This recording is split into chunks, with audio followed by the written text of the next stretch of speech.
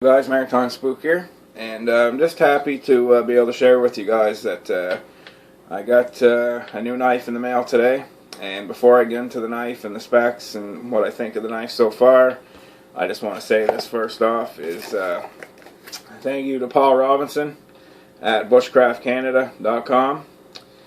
Really good guy to chat with, and has very good products and very good service there at Bushcraft Canada. If you're just starting out into, going into the woods and, doing the small, bushcraft stuff, or if you're somebody that's been doing it for years and, any product that you're going to need, or you're going to even want to find out about even, for that matter, check out the Bushcraft Canada website.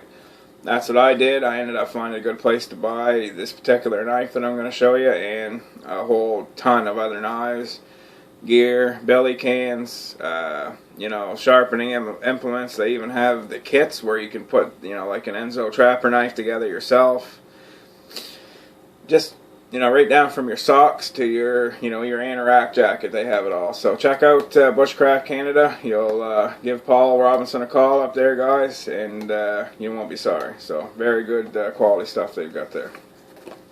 The knife, of course, is a Condor. Starting to be my new favorite, guys. Just really like the way that they're going with their knife and knife company. Joe Flowers, YouTube. He's got a YouTube channel. Awesome guy. Young, right, full of energy. He's the type of guy that you want. And dirt time as far as it goes. They're down in El Salvador in the jungle. He was just on Amazon 5000 journey there with Mickey Grossman to raise money for charity, cancer research. He's out in the jungle, he's using this stuff, guys. Like somebody that's out and using it in, adverse conditions, they're the people that should be designing the knives, in my opinion. And that's what Joe's good at. So, but this is the knife here, guys. It is the it's a Condor Bushcraft 5-inch. Now, the reason this is a 5-inch, kind of a no-brainer, guys, it's a 5-inch blade. But they also have a Bushcraft 2-inch, a Bushcraft 4-inch, and this, like I said, being the largest in the 5. 1075 high carbon steel. Condor's good steel. Never really heard anything bad about it, guys. Very sharp out of the box. Give you a little cut test. I'm not much of a paper cutter, guys. It's kind of, I think any knife should almost be able to cut paper, but you can tell right out of the box, like I said. If it's my own error, probably cutting with this knife, or just got it, but you can see, guys, she's sharp. No question about that.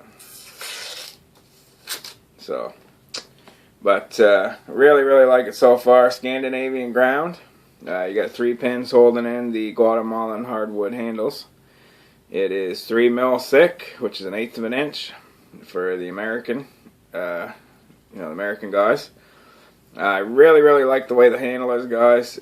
If you look at it, the first thing you think of, it looks, to me at first, it looks like a steak knife.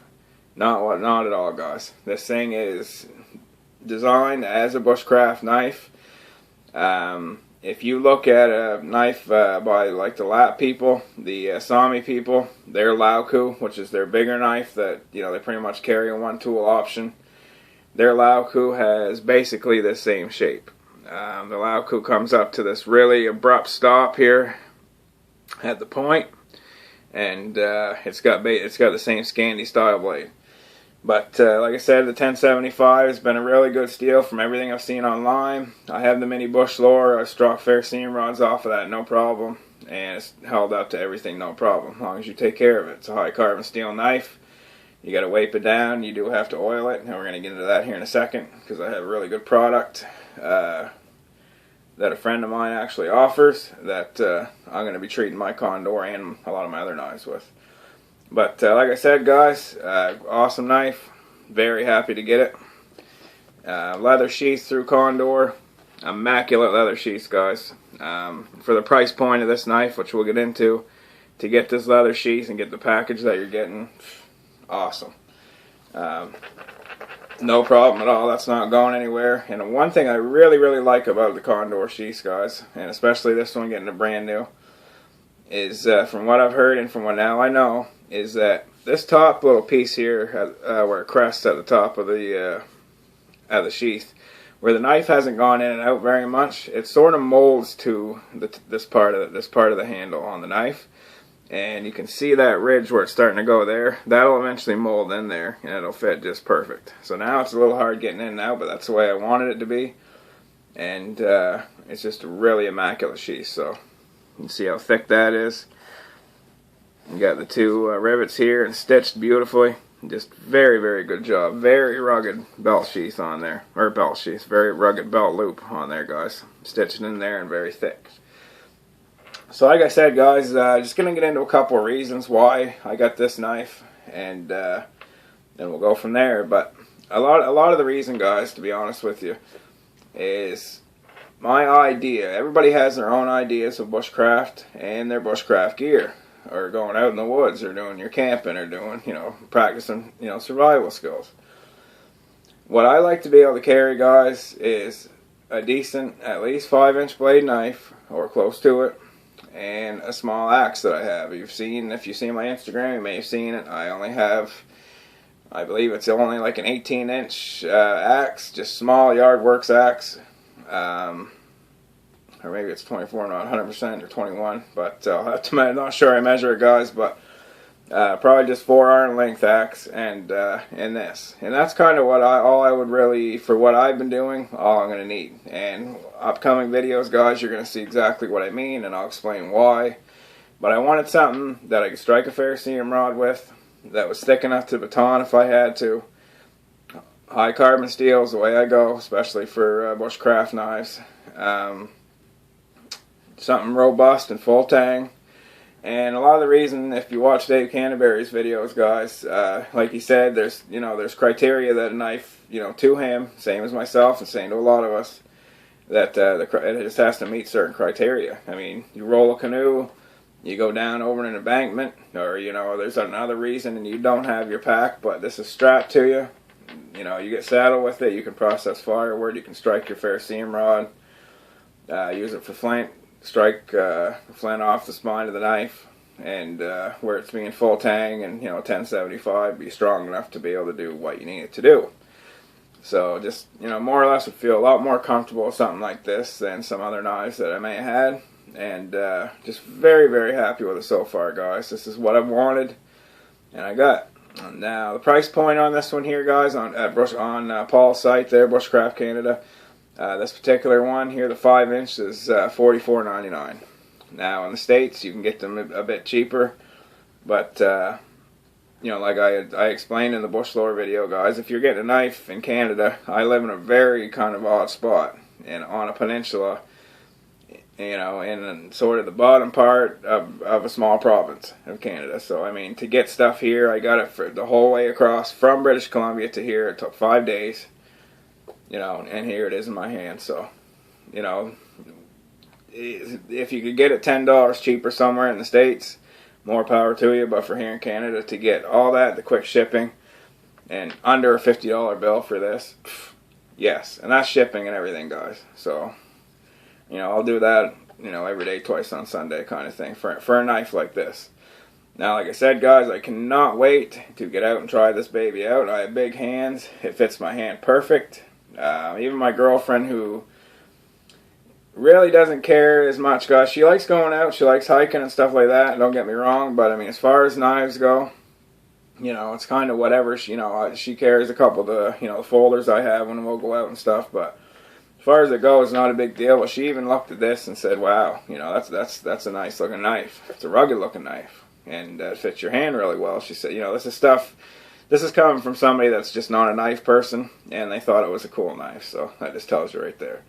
But as I said about the abrupt stop here, it's got that Lao-Ku kind of shape, and so I think it'd be very good at chopping. I'm not going to be honest with you guys, I'm not going to be processing a ton of firewood with this, because that's not, in a way, why I got it. I'll be using the machete in the summer and the axe in the winter time to be doing that stuff. So, or a combination of axe and machete in the summer or fall.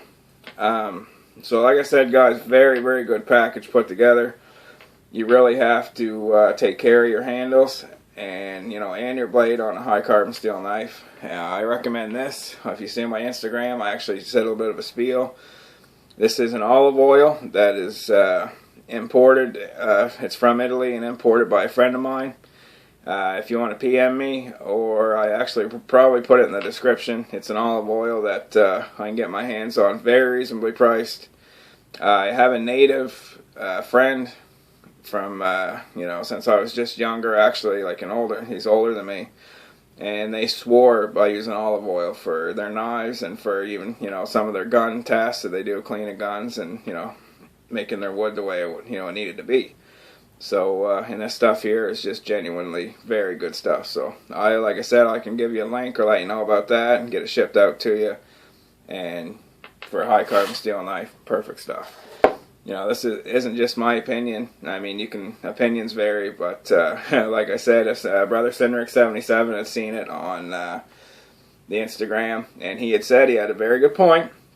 He said if you overuse olive oil on a knife, because he works in kitchens, or had at the time, then it actually can gum up and become quite rancid. As he said you got to use the word rancid, but he's exactly right.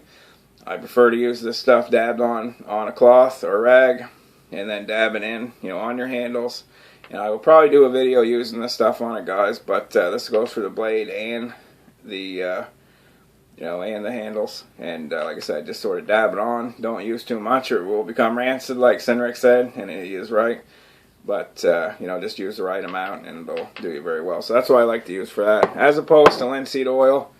I mentioned in the bush lore video about using linseed, but I went and read a bunch of stuff on it, guys, and it was kind of the way I thought as well, is that it can actually be quite dangerous to dispose of, and also it's not the best stuff the stuff to be handling on a day-to-day basis. I gotta get a drink, guys, just 1 sec, sorry about that.